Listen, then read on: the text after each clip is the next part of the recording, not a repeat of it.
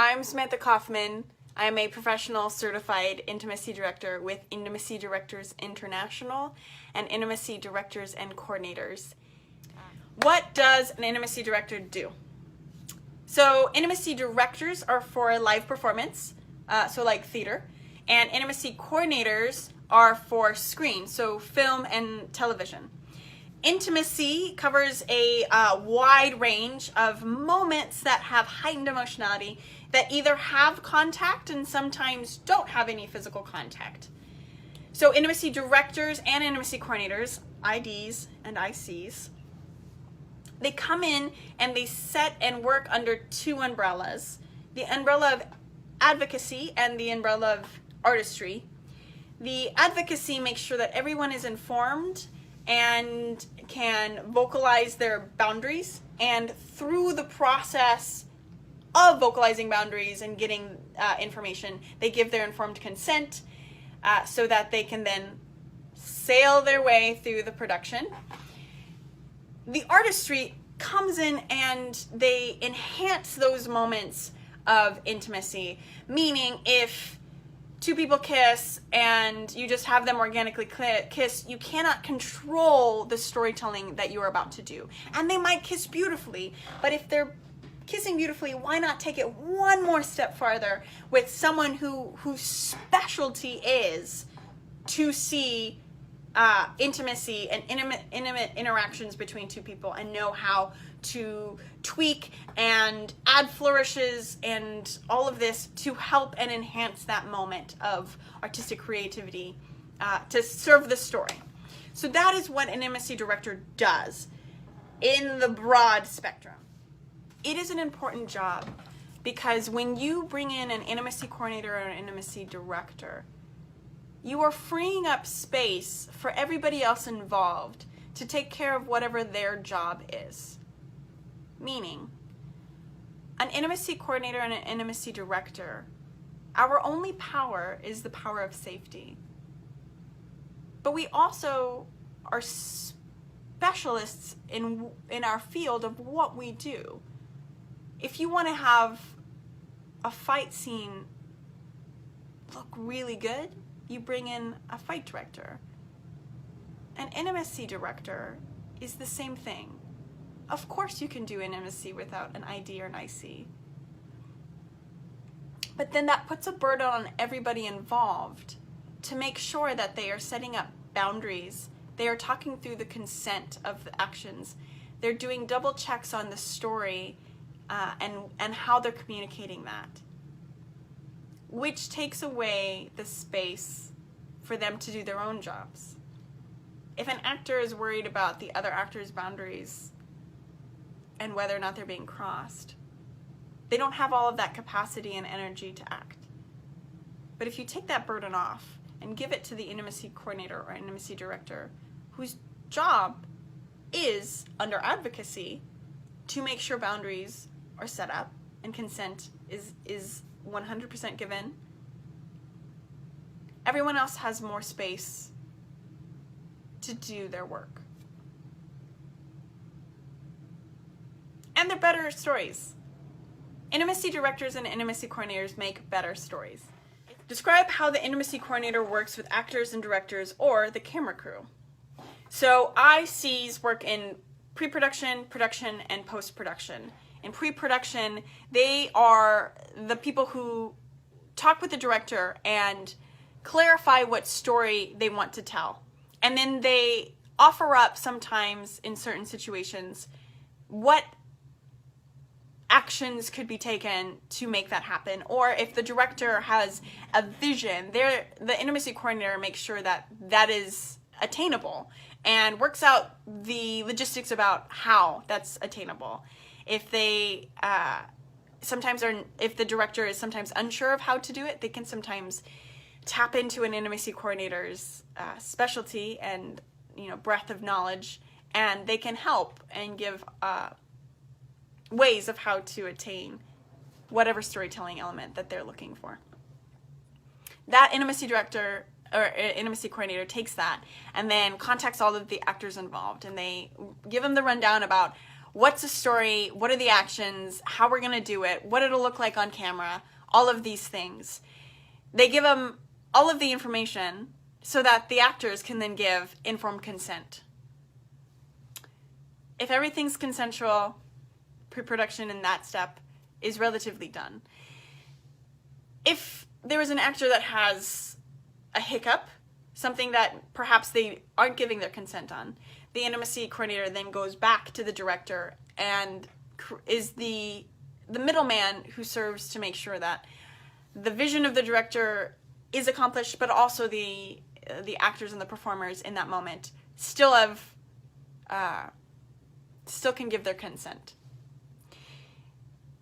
When an intimacy director is not present in that interaction, there are power dynamics at play, right? So a director has more power than a performer does.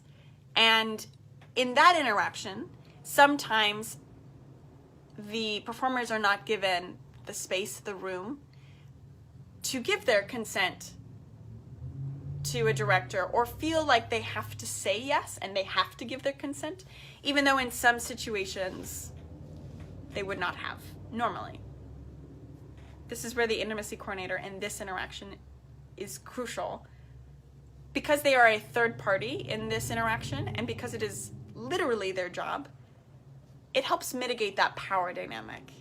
So even in the pre-production of it, before we're even doing it, the intimacy coordinator is setting the stage so that when we're doing it in production, it goes quick, it goes smooth, everybody knows what we're doing, everybody's given consent, boom. In production, the intimacy coordinator, again, serves as that middleman, stays on the set or in rehearsals, and at the bare bones, just checks in and makes sure that everyone is consensual with the actions. Everything is exactly what we've talked about in that pre-production, and all of the stories are being told. Sometimes, directors will then take advantage of the knowledge that intimacy coordinators have and ask them to help choreograph or enhance moments. Sometimes because they feel like they don't have those skills, but sometimes because they feel like there's just a little more that they could get. And intimacy coordinators are literally trained in the body mechanics, the body, how the body tells stories, all of this. So in production, taking advantage of having an intimacy coordinator there to make sure, again, mitigating those power dynamics, but also setting up the artistic side of, yes, you can have a story that tells this at a plane, but you can also enhance it with the knowledge of the intimacy coordinator and how they tell their stories. And then in post-production, the intimacy coordinator, again, is there watching, making sure that everything is still under that consent line. Nothing has crossed boundaries. Nothing has been a surprise bait and switch. The story is still being told. The actions are still being presented in the way that were originally consented to. And if they switch, the intimacy coordinator is the person who is the liaison to the actors to get the consent with this new information. Again, mitigating that power dynamic. In that wrap-up of pre-production, production, and post-production, can that be done without an intimacy director, an intimacy coordinator? Of course. Of course it can. It's been being done for years. But that creates potholes, that creates sinkholes, that creates all of these problems, potentially, because of that power dynamic. Because sometimes when a director or a camera op or the editors are in a zone of thinking, this is what I want, this is how I'm going to get it,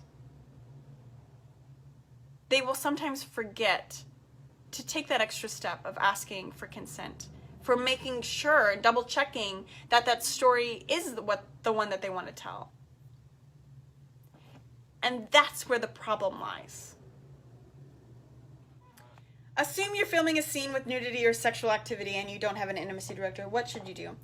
First off, I highly advocate for getting an intimacy director or an intimacy coordinator. It's a lot easier than you think it is to get one.